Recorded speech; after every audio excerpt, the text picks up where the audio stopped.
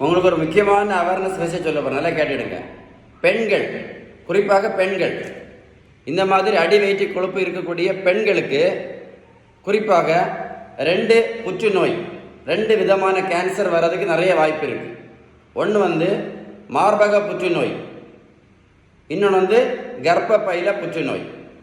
அதனால் பெண்கள் குறிப்பாக இந்த மாதிரி அடி வயிற்று கொழுப்பு இருந்துச்சுன்னா நீங்கள் உடனே இந்த வெயிட்டை குறைக்கிறதுக்கு கண்டிப்பாக ஸ்டெப்ஸ் எடுத்துருங்க. உங்களுக்கு இந்த விகிதம் இதை பற்றி, இதன் மூலம் வெயிட்டை குறைக்கணும், இல்லை உடல் எடையை குறைப்பதற்கு விகிதம் சரியான உணவு முறை பற்றி ஏதாவது சந்தேகம் இருந்தால் 9442407418 இந்த நம்பரை கூப்பிட்டு பேசுங்க.